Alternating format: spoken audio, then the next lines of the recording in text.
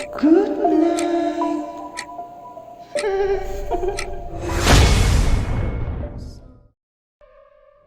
Kisah ini terjadi pada tahun 2015. Awal cerita, waktu itu di kampus. Usman, Ilyas, Darwis, dan Hakam. Mereka ini kuliah di salah satu universitas yang berada di kota Malang. Kecuali si Usman. Usman adalah seorang pedagang kopi yang dia ini berjualan di sekitar kampus tersebut. Ilyas, Darwis, dan Hakam, mereka ini adalah pelanggan tetap di tempat Usman berjualan. Nah, pada suatu hari, mereka bertiga ini sedang ngopi di tempat Usman. Tidak sengaja, Usman ini mendengarkan pembicaraan mereka bertiga. Yang mereka bertiga ini sedang membahas sebuah film, di mana film yang mereka bahas itu menceritakan tentang pendakian gunung. Mendengar itu, spontan Usman ikut nimbrung pembicaraan mereka. "Kalian pada mau mendaki gunung tah?" Ilyas menjawab, "Iya nih Us, kayaknya seru deh kalau mendaki habis ngeliat film tentang pendakian tadi." "Kalian salah, mendaki gunung itu gak segampang yang kalian lihat di film," jawab si Usman.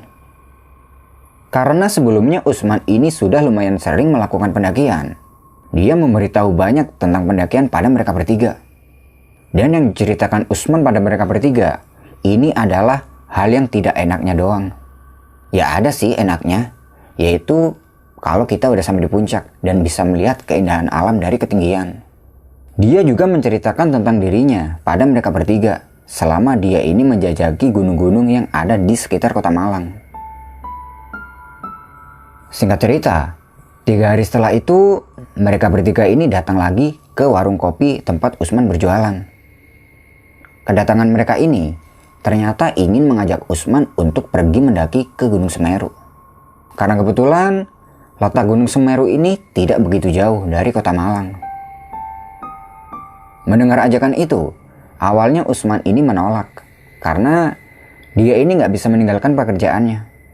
Tapi karena pada dasarnya Usman ini suka dengan kegiatan pendakian, dia berpikir hingga akhirnya dia menerima ajakan dari Darwis, Ilyas, dan Hakam itu.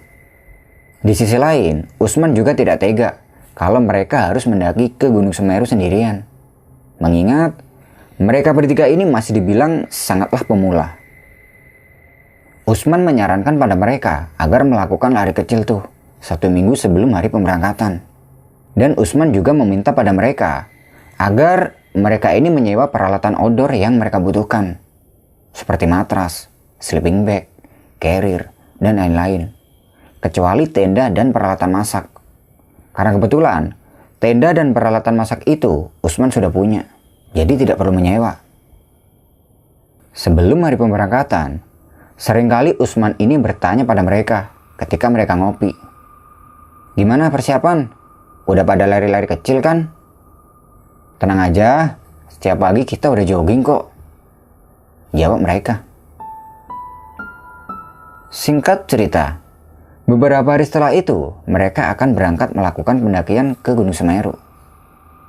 Sebelum berangkat, mereka udah janjian untuk berkumpul di rumahnya Usman, yang kebetulan rumah Usman ini tidak jauh dari kampus mereka. Setelah semua sudah berkumpul, siang itu mereka berangkat menggunakan motor menuju ke basecamp pendakian Gunung Semeru yang berada di Desa Ranupani. Mereka berangkat menggunakan 2 motor dan mereka saling berboncengan. Setelah menempuh kurang lebih 1,5 jam perjalanan, sampailah mereka ini di Desa Ranupani tersebut. Sesampainya di situ, Usman meminta pada mereka bertiga untuk mencari warung kopi. Sementara Usman, dia pergi ke pos pendaftaran untuk mengurus registrasi. Setelah selesai dengan itu, Usman pergi ke tempat mereka bertiga yang sedang ngopi itu. Setelah selesai ngopi, mereka briefing singkat dengan petugas TNBTS, Taman Nasional Bromo Tengger Semeru. Petugas dari TNBTS memberikan mereka beberapa informasi tentang medan yang akan mereka tempuh, mulai dari base camp hingga menuju ke puncak Mahameru. Sebenarnya, untuk menuju ke puncak Mahameru itu sangat tidak disarankan oleh petugas. Tapi kalau mereka masih ingin tetap menuju ke puncak Mameru, itu masih diperbolehkan. Tapi dengan satu catatan.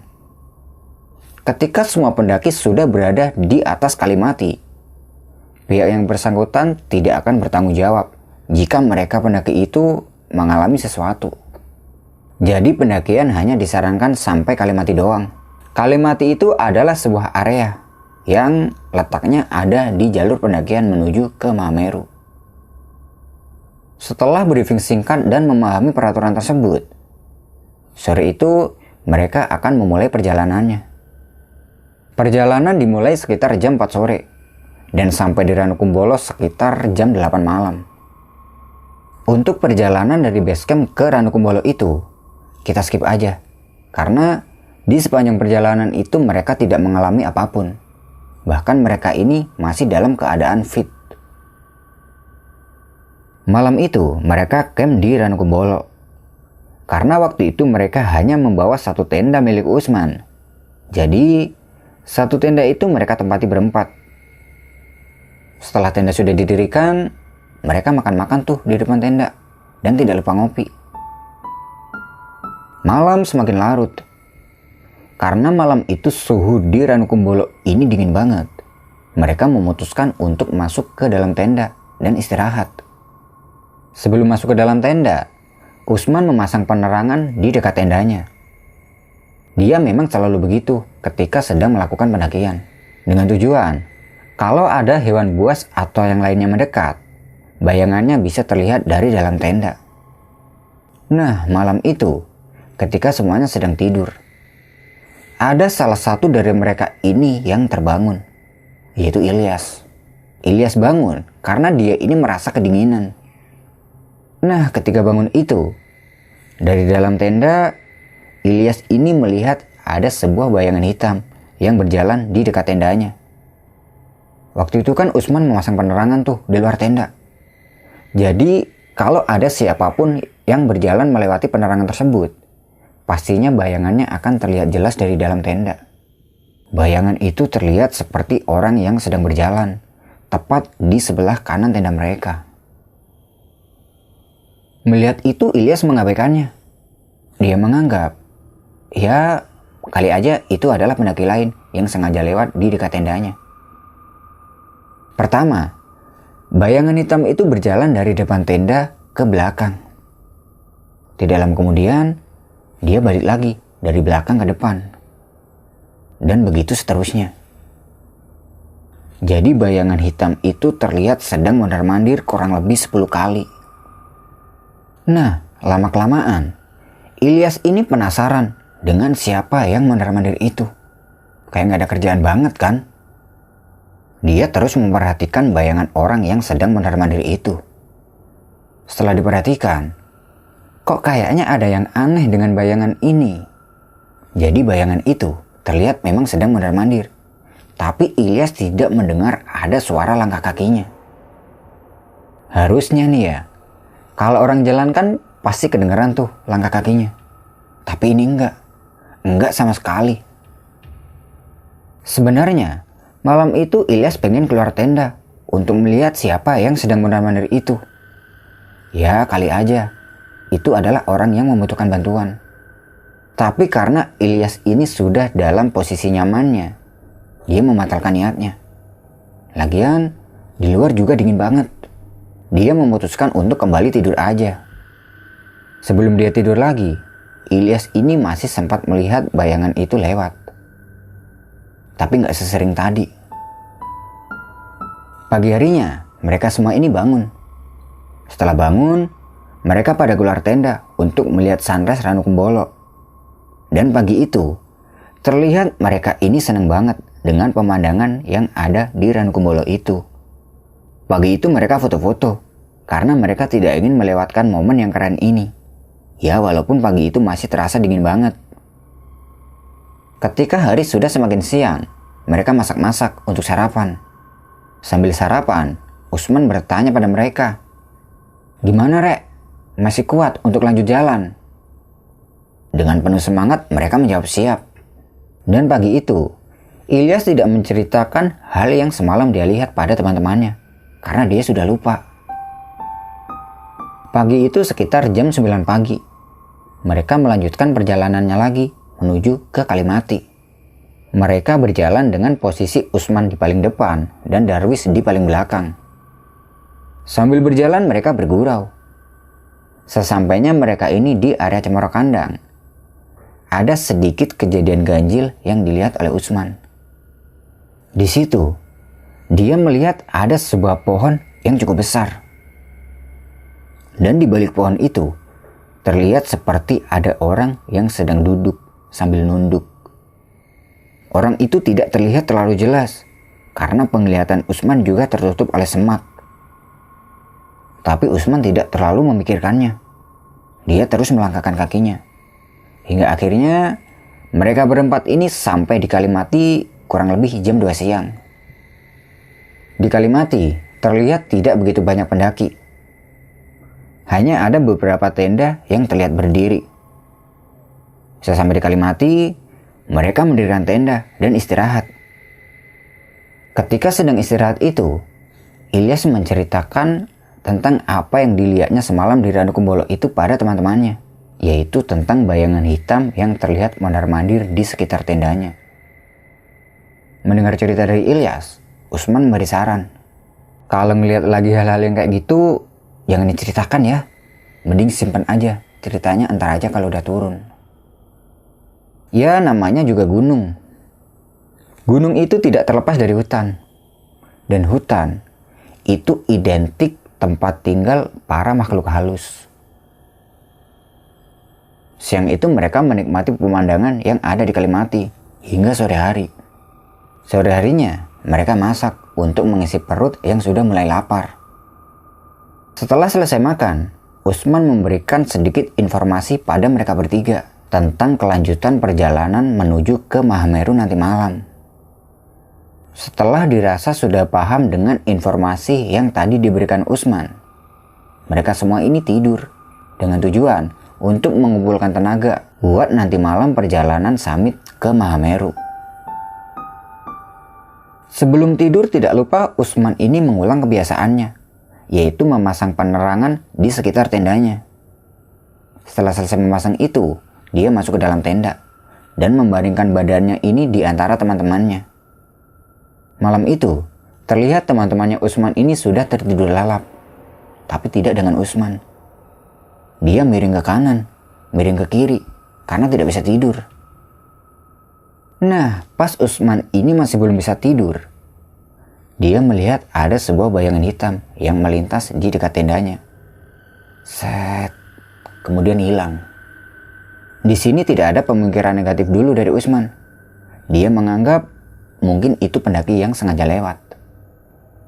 Tidak lama kemudian, bayangan itu terlihat melintas lagi.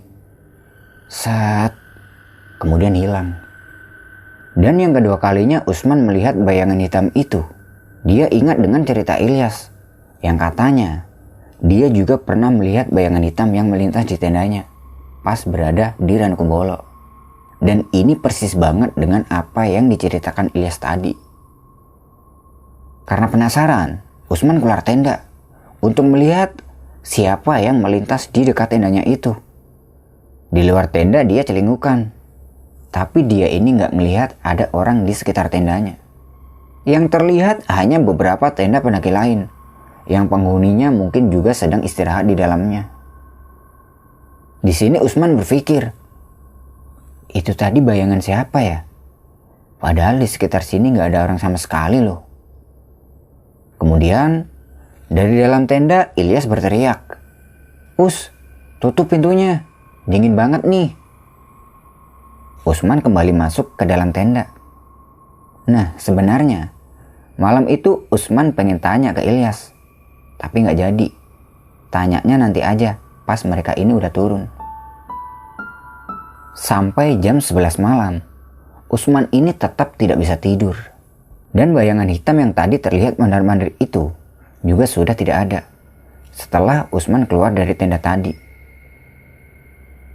Melihat waktu itu sudah jam 11 malam, Usman membangunkan ketiga temannya agar mereka ini bersiap-siap. Karena malam itu mereka akan melakukan summit menuju ke puncak Mahameru. Setelah ketiga temannya bangun, Usman bertanya, "Gimana? Masih kuat nggak kalau harus jalan lagi ke puncak?" Mereka menjawab masih. Dan akhirnya, kurang lebih jam setengah 12 malam, mereka memulai perjalanannya ini menuju ke puncak Mahameru. Beruntungnya, perjalanan mereka summit ke Mahameru ini tidak ada kendala sama sekali. Hingga akhirnya mereka sampai di puncak Mahameru tepat sebelum matahari terbit. Ya, walaupun beberapa kali mereka ini break di tengah-tengah perjalanan. Di puncak, mereka berdokumentasi. Dan setelah puas berdokumentasi itu, mereka kembali turun. Dan tidak ada kendala apapun hingga sampai di Kalimati. Sesampai di Kalimati mereka makan. Setelah itu mereka lanjut turun. Mereka mulai berjalan turun itu sekitar jam 11-an siang. Di perjalanan turun, Usman ini merasa ngantuk banget. Ya wajar sih, karena semalam ini Usman tidak tidur sama sekali. Tapi dia berusaha menahan rasa ngantuknya itu dan tetap berjalan, walaupun pelan-pelan. Hal yang sama juga dirasakan oleh Ilyas. Sesampainya mereka ini di area Jabangan, Usman yang tadinya berjalan di paling depan, dia meminta Darwis untuk bertukar posisi. Karena dia benar-benar merasa ngantuk banget. Jadi posisinya itu Darwis berjalan di paling depan, sedangkan Usman di paling belakang. Pelan-pelan berjalan, dan sampailah mereka ini di area Cemoro Kandang. Sesampainya di Cemoro Kandang itu, Usman ini benar-benar udah nggak bisa menahan rasa ngantuknya. Sampai-sampai jalannya Usman ini tertinggal lumayan jauh dari teman-temannya. Ini bukan Cemoro Kandang yang ada di Gunung Lawu loh ya.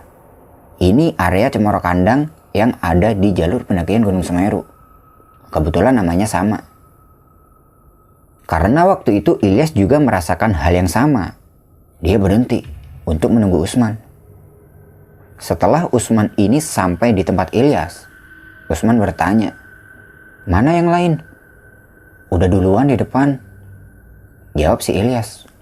Kemudian Usman bilang sama Ilyas, "Oh ya udah biarin aja. Aku istirahat sebentar dulu ya." Lalu Usman duduk di dekat pohon yang cukup besar. Merasa kalau dirinya juga ngantuk, Ilyas ikut duduk tepat di belakangnya Usman. Dia duduk bersandar di pohon besar tersebut. Hingga akhirnya mereka berdua ini tertidur. Jadi posisi jalannya kan agak menurun tuh. Ilyas duduk bersandar pohon besar itu. Sedangkan Usman, dia duduk tepat di belakangnya, agak ke bawah dikit. Sambil dia ini nyandar karirnya. Tidak lama tidur, tiba-tiba Usman ini terbangun. Karena dia merasa kurang nyaman dengan posisi tidurnya waktu itu. Nah, pas Usman ini melek, dia ini merasa kalau matanya ini panas banget. Dan dia juga tidak bisa melihat dengan jelas. Jadi yang ada di dalam pandangannya Usman itu terlihat kayak remang-remang. Karena masih dalam keadaan ngantuk, Usman cuek aja. Ya, mungkin panas dari matanya ini karena efek dia ini sedang ngantuk. Dia kembali memejamkan matanya. Tapi, sebelum Usman ini memejamkan matanya, dalam keadaan yang remang-remang itu, dia melihat ada sekitar 7 orang yang sedang berdiri di depannya dan sedang melihat ke arahnya. Jadi dalam waktu sesingkat itu, ternyata Usman ini diperlihatkan suasana alam gaib yang sebelumnya Usman ini belum pernah melihatnya. Usman kaget dan heran melihat orang-orang yang sedang menatapnya itu. Dia menatap balik satu persatu dari orang itu. Dan ketika diperhatikan itu, perlahan orang-orang ini berjalan mendekat ke arah Usman. Setelah sudah dekat, Usman ini dibuat shock. Karena orang-orang itu mempunyai wajah yang sangat aneh dan menyeramkan. Ada yang matanya ini lebar dan melotot. Ada juga yang mempunyai tanduk. Dan ada juga yang mempunyai taring. Dan wajah dari orang-orang itu semuanya hancur. Melihat orang-orang itu, Usman tercengang dan gemeteran. Dia terus menatap orang itu satu persatu. Dan semakin Usman menatap mereka semua ini semakin mendekat. Tidak lama kemudian, pandangan Usman ini teralihkan oleh satu sosok hitam dari kejauhan. Yang sosok hitam itu juga sedang berjalan menuju ke arah Usman. Tapi sosok hitam itu masih jauh di belakang orang-orang yang berwajah aneh yang ada di sekitar Usman itu. Kali ini, mata Usman hanya tertuju pada sosok hitam itu. Sosok hitam itu semakin mendekat dan akan menabrak Usman. Karena merasa akan ditabrak, spontan Usman ini menghindar sambil dia merem. Dan sosok hitam itu akhirnya menabrak si Ilyas yang waktu itu sedang tidur tepat di belakangnya Usman. Setelah ditabrak itu, spontan Ilyas ini batuk-batuk sambil dia ini memegangi dadanya.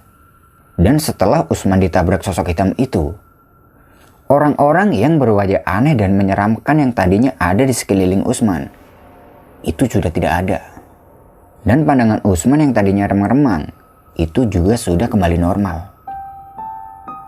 Melihat Ilyas yang merasa kesakitan, Usman segera memberinya pertolongan dan bertanya, "Yas, kenapa?"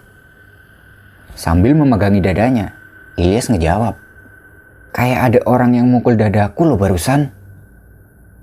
Usman yang tahu dengan kejadian itu, dia memilih untuk tidak menceritakan dulu kepada Ilyas. Dia membantu Ilyas untuk berdiri dan mengajaknya untuk meninggalkan tempat ini. "Yaudah yuk Yas, kita lanjut jalan lagi biar cepat sampai di bawah," ucap Usman sambil membantu Ilyas berdiri. Pelan-pelan mereka ini berjalan dan beranjak pergi meninggalkan tempat itu. Sambil berjalan itu, Ilyas bertanya pada Usman, "Us, kamu tadi yang mukul dadaku?" "Bukan, nanti aja aku ceritain kalau udah sampai di bawah." Perlahan, rasa sakit yang dirasakan Ilyas ini pulih.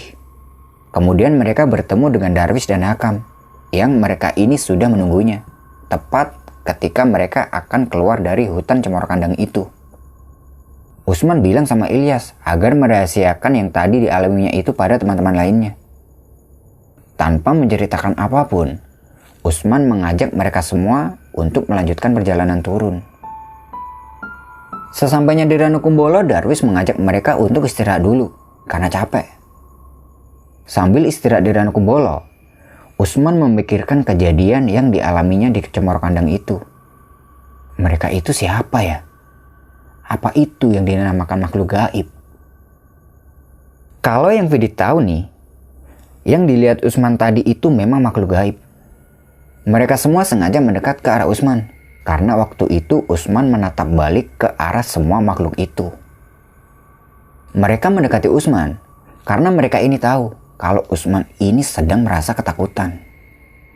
Definisinya, kalau kita ini takut melihat makhluk-makhluk yang kayak gitu, maka makhluk-makhluk itu dengan mudah mendekat ke arah kita. Karena bagi mereka, aura yang ada di dalam diri kita ini meredup ketika kita sedang dalam keadaan ketakutan. Dan mereka makhluk lain itu merasa kalau aura yang ada di dalam dirinya itu lebih terang daripada aura yang kita miliki. Jadi dia bisa seenaknya mendekati kita. Harusnya nih ya, waktu itu Usman tidak menatap makhluk itu terus-terusan. Karena kalau kita melihat dan menatap makhluk itu terus-terusan, mereka ini beranggapan kalau kita ini sedang menantangnya. Saran dari Vidi, kalau melihat makhluk yang kayak gitu-gituan, mending biarin aja, abaikan, dan jangan dilihat. Kembali ke cerita. Setelah memikirkan semua itu, akhirnya ya udahlah. Kalaupun mereka ini memang benar-benar makhluk gaib, semoga mereka para makhluk gaib itu tidak mengganggu perjalanan Usman dan teman-temannya. Setelah cukup istirahat di Ranukumbolo, mereka kembali melanjutkan turun. Dan syukurlah, selama perjalanan turun itu mereka tidak ada kendala sama sekali, hingga sampai di Ranupani dengan selamat. Sesampai di Ranupani, mereka langsung cabut pulang. Beberapa hari setelah itu, Ilyas, Darwis, dan Hakam, mereka ngopi di tempat Usman. Dan pada saat itu juga, Usman baru menceritakan tentang kejadian yang dilihatnya selama di Gunung Semeru waktu itu. Termasuk sosok hitam yang menabrak Ilyas. Hingga Ilyas ini merasa kesakitan di bagian dadanya.